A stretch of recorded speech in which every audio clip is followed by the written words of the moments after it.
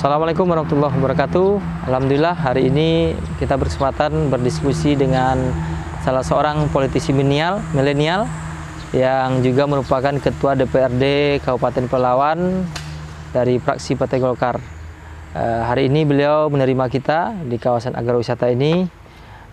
Assalamualaikum Bang Bahar. Waalaikumsalam warahmatullahi wabarakatuh.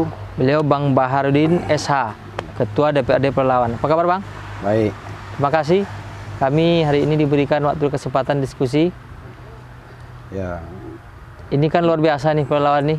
Ketua DPR-nya masih muda, tentu harapan masyarakat lebih besar ya Bang ya. Ya. Karena anak muda ini kan identik dengan gesit, kreatif, inovatif. Nah, apa yang jadi semangat Abang semenjak dipercaya sebagai Ketua DPR ini, kira-kira Abang mau bawa DPR ini seperti apa? Alhamdulillah Pelalawan ini diberikan anugerah yang luar biasa. Kebetulan saya dilantik jadi Ketua DPRD di umur 41 tahun. Dan bersamaan juga dengan pelantikan Bupati dan Wakil Bupati Pelalawan. Bupati berumur 42 tahun. Ini milenial semua nih Pak ya? Wakil Bupati juga 40 tahun.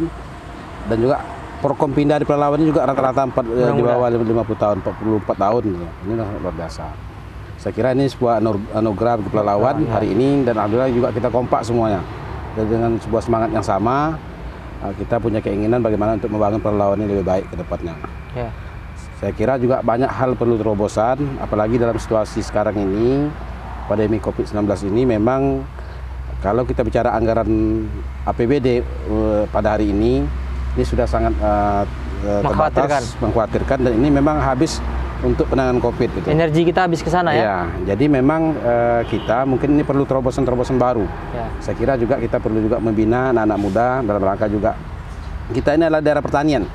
Daerah pertanian yang sangat kaya dan juga alamnya juga sangat bagus, tanahnya subur. Nah, ini juga mesti menjadi perhatian kita semua bagaimana memberikan terobosan yang baru, pemikiran yang baru agar juga ke depannya terhadap kita juga bagaimana milenial ini juga terlibat dalam ikut berperan aktif dalam dunia pertanian ini juga bisa menghasilkan punya perhatian ya wirausaha baru di bidang pertanian. Ya. Saya kira akan jadi orang kaya-kaya juga. Betul. Nah, contoh hari ini kita ada di desa di Sekijang, salah satu desa yang ada di Kecamatan Mandar Sekijang. Ini merupakan daerah yang berpotensi kedepannya akan dijadikan sebagai daerah kawasan agrowisata. Ini juga sangat luar biasa nih. Namanya kawasannya NH5. Ini ya, salah satu pemiliknya sangat luar biasa, punya perhatian terhadap bidang pertanian. Di sini ada penelitian berbagai macam tanaman, ada juga pemijahan ikan, dan juga ini juga bisa ke depan dikembangkan menjadi kawasan wisata karena ada di tengah-tengah daerah urbannya Kota Pekanbaru. Ya. Cuma jarak 20 menit. Betul. Ada Siak, ada Pekanbaru, ada Kampar, dan ada Pelalawan. Jadi karena Pekan Sekawan di sini pusatnya. Saya kira ke depannya berpotensi untuk kita kembangkan, dan juga ini anak-anak muda bisa dilatih di sini. Betul. Nah, contoh di belakang kita ini kan ada ini melon Jepang. Jepang. Ya. Dan ini juga sudah labu Jepang. Ini sudah ada teknologinya. Ini luar biasa akan bisa dikembangkan. Tinggal bagaimana pengembangannya secara massal bisa menjadi nilai ekonomis baru. Ya, kita minta ke depannya juga mungkin kedepannya juga bersama pemerintah daerah kita akan fokus juga di daerah-daerah yang kosong di lahan tidurnya kita memanfaatkan untuk sebagai kawasan pertanian. Hari ini Pak Bupati Pelalawan yang sudah ditetapkan melalui RPJMD Pelalawan ini juga salah satu juga bidang pertanian juga menjadi perhatian. Kita juga di Tes Timur ini cukup berpotensi nih, cukup banyak kawasan ramai lalu lintas orang, barang. Selama ini kenapa tidak dimanfaatkan? Nah, timbul pemikiran juga dari kita. Setelah kita rumuskan RPJMD kemarin bersama Bupati Pelalawan, dan ini juga merupakan visi Bupati, kedepannya Lintas Timur ini akan dijadikan daerah agrowisata buah. Mulai kita akan lihat potensinya, buah apa yang boleh cocok, mulai dari perbatasan Sekijang ini nanti akan sampai ke Kecamatan Ukui. Saya kira ini luar biasa nih, kilometer luar biasa. Ini juga intensitas kendaraan tinggi ya? Tinggi, dan ini juga kalau kita menghasil buah tinggal kita pasarkan juga di sekitar Jalan Lintas Timur itu. Nah, ini sebelum cerita banyak tentang daerah, Bang, bisa cerita sedikit sejarah perjalanan Abang. Ya. Apakah memang dari awal dulu ingin terjun ke politik, atau ada momen yang buat Abang saya mesti masuk ke politik? Ya. Saya kira kita ini kan juga dari anak petani. Ya. Bang lahir di mana? Di Desa Dundangan, Kecamatan Palangkuras, Kabupaten Pelalawan, ada di berapa kilometer dari sini. Pertama memang saya ini kan sudah terbiasa di dunia aktivis. Mulai dari SMA, ikut pramuka, ikut OSIS. Sekolah di sini semua ya? SD? SD, SMP, SMA di Pangkrici. Kuliah di Pekanbaru di Fakultas Hukum. Nah, jadi dulu pernah juga aktif di Senat Mahasiswa, aktif di organisasi mahasiswa yang lainnya, termasuk juga di HMI kan. Jadi sudah terbiasa dunia aktivis nih. Kalau seorang aktivis itu pasti mimpinya ingin lebih baik untuk membangun kampung. Iya. Jadi pada hari ini memang cara membangun yang paling iya, dengan kekuasaan. Besar manfaat itu dengan kekuasaan, kekuasaan. Ya. Satunya jalur politik. Ya, jadi kebetulan saya sebelum masuk ke dunia usaha ini, di dunia politik ini, sebelumnya adalah sempat juga berprofesi sebagai pengacara, advokat. Selanjutnya juga pernah juga bekerja di dunia perusahaan di bidang humas. Setelah itu baru masuk ke politik. Jadi memang cukup komplit lah perjalanannya, sehingga memang ketika kita masuk di dunia politik ini tentu tujuan kita adalah bagaimana untuk memberikan kita yang bermanfaat bagi orang banyak. Ya. Melalui kekuasaan lah ini. Betul. Saya pikir ini memang tujuannya seperti itu. Ya. Nah. Ini periode kedua Bang ya? Periode kedua. Jadi dengan semangat mayoritas petinggi-petinggi Kabupaten Pelalawan itu anak muda, tentu harapannya pergerakannya lebih gesit, aksinya lebih inovatif. Ini sudah dirumuskan dalam bentuk RPJMD tadi ya? Ya sudah. Kebetulan Pelalawan ini termasuk yang tercepat menyelesaikan RPJMD-nya. Dan ini juga menjadi rujukan bagi daerah kabupaten lain. Kita ini kemarin hanya menyelesaikan lebih kurang 2 bulan. 2 bulan selesai, mulai dari masuk di DPRD sampai Ketuk Palu, ini lebih kurang 2 bulan. Nah, dan ini memang kenapa ini juga bisa 2 bulan? Karena memang kita sudah punya tujuan, rumusan juga terhadap konsep misi bupati itu ada kesamaan dengan keinginan kita dalam rangka juga misi gerakan masyarakat. Saya kira perdebatan dan dinamika pada saat pembahasan sangat luar biasa.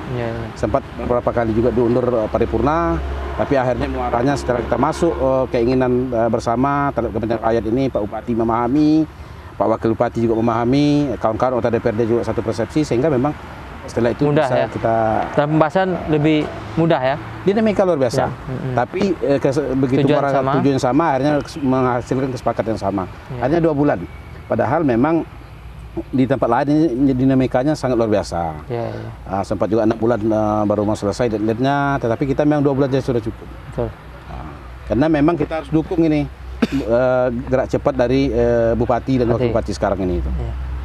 Nah, ini kondisi Pelalawan dengan kabupaten kota lain di Riau mungkin hampir sama. Selama ini kita kan lebih banyak bergantung ke DBH Migas dalam pengisian struktur APBD kita. Nah, dewasanya tentu kita dituntut Bang. Apa potensi yang ke depan akan digarap bersama pemerintah daerah yang akan jadi keunggulan daerah untuk Pelalawan ini? Wisatanya barangkali Bono juga, pengembangannya seperti apa? Apa yang jadi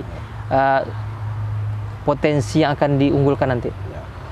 Kita memang daerah wajib berinovasi, menghadapi dengan hampir setiap waktu, setiap pembahasan, setiap tahun anggaran persoalan kita adalah persoalan kekurangan APBD. Defisit ya? Defisit ini, termasuk juga Pelalawan sekarang juga mengalami yang sama, karena lifting minyak turun, mempengaruhi juga DBH, harga minyak juga turun. Tambah kondisi COVID lagi. Ditambah kondisi COVID-nya. Jadi memang di dalam RPJMD Bupati Pelalawan 2021-2026 ini memang sudah melakukan inovasi-inovasi, terutama berkaitan juga dengan salah satunya terkait masalah pariwisata. Pariwisata ini juga menjadi andalan kedepannya akan menjadi potensi untuk pendapatan PAD Pelalawan. Nah, kita cukup banyak ini yang belum tergarap dengan baik. Ada Bono yang sudah mendunia dan ini perlu kita perbaikan. Infrastrukturnya kan masih banyak kurang. Ya, ini yang perlu kita perbaikan. Nah, mungkin ini juga kalau Pelalawan saja memang ini akan menjadi persoalan tersendiri juga karena keterbatasan APBD. Tentunya kita akan juga melakukan upaya-upaya untuk mengejar dana yang ada dari provinsi, dari pusat dan juga dari pihak yang lain yang tidak mengikat. Saya kira ini perlu kita bangun. Yang kedua, Pelalawan juga punya potensi yang lainnya adalah Taman Nasional Tesonilo. Di sana ada satwa liar, ada gajah, ada harimau dan segala macamnya juga. ini juga sangat berpotensi ke depannya. Ini juga perhatian dunia. Ini juga perlu kita selamatkan. Dan bagi pelalawan juga ini tentu akan menjadi sebagai ikon pariwisata juga. Paru-paru dunia. Iya. Dan ini juga sumber PAD. Karena orang datang, pariwisata datang, pasti juga akan menghasilkan PAD. Nah, tentu juga inovasi ini. Selanjutnya juga kita ada juga yang lainnya, ada danau Kajuit di Langgam yang sedang dikembangkan. Ada juga pariwisata-pariwisata lainnya. Termasuk juga hari ini Pak Hasan ini sedang juga mengembangkan agrowisata yang ada di Sekejang ini, dan mungkin di tempat lain juga potensi ini akan kita gali. Nah, sehingga memang kedepannya ini perlu kreativitas, apalagi juga pandemi ini juga pariwisata juga agak bermasalah, kan? Harus juga kita ikutkan bagaimana juga pembinaan terhadap UMKM yang bergerak dalam rangka untuk mendukung pariwisata, bisa kuliner, bisa makan khas yang lainnya, sehingga juga ini akan mendorong sektor pendukung ya pertumbuhan ekonomi di sekitar daerah pariwisata, tujuan pariwisata tersebut. Gitu. Kita juga punya Istana Sayap yang ada di Pelalawan, ada Danau Betung, ada Ekuator, banyak. Ada juga SM Kerumutan, Suaka Marga Kerumutan yang juga cukup banyak. Ada Tasik Sarang Burung, banyak kita punya di sini kan. Tetapi selama ini kan belum maksimal kita upaya penggarapannya ke sana. Gitu. Ke depan mungkin ini ya jadi fokus dari pemerintah. Ada juga Sungai Kampar yang panjang ini. Nah, ini juga aset wisata juga. Nah, tentu ini ke depannya ini juga akan menjadi titik tolak pemikiran juga dari Pak Bupati, Wakil Bupati juga bersama DPRD dan didukung oleh masyarakat. Ya. Harapan Pak Ketua DPR nih dalam kondisi pandemi ini kepada masyarakat bagaimana? Pertama memang sekarang ini dalam situasi pandemi sekarang ini kita berharap kepada seluruh masyarakat Pelalawan pertama harus juga mendengarkan himbauan dari pemerintah daerah, terutama dari segi COVID. Kita juga perlu ini perlu kita dukung upaya penanganan dari pemerintah sehingga memang kedepannya Pelalawan ini terbebas dari yang namanya virus corona, sehingga juga akan kembali hidup normal seperti sedia kala. Ini harapan kita.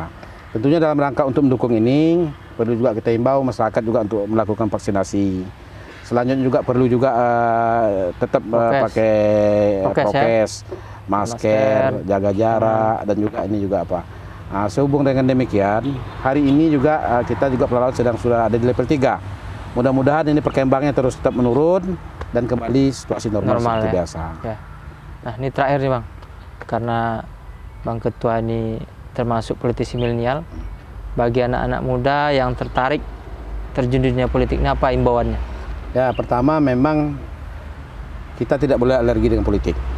Hari ini mungkin anak-anak muda yang ada di Pelalawan ini, di Riau, bahkan di Indonesia ini juga perlu juga memahami dunia politik. Silakan saja mau masuk ke partai mana sesuai dengan ideologi partai masing-masing. Saya kira ini perlu, sebab dengan masuk politik ini kita akan mengerti apa yang terjadi di dalam, dan juga kita akan memberikan kontribusi terhadap masyarakat yang banyak melalui juga politik. Ini yang saya kira kedepannya perlu juga perhatian juga dari anak-anak muda. Tapi juga profesi-profesi lain juga cukup menarik, tidak hanya politik. Nah, dan ini perlu sebuah kolaborasi dalam rangka untuk membangun daerah kita masing-masing. Demikian. Terima kasih Bang Bahar sudah memberikan waktu kepada kami hari ini. Demikian diskusi kita dengan Bang Baharudin SH, Ketua DPRD Pelalawan dari fraksi Partai Golkar.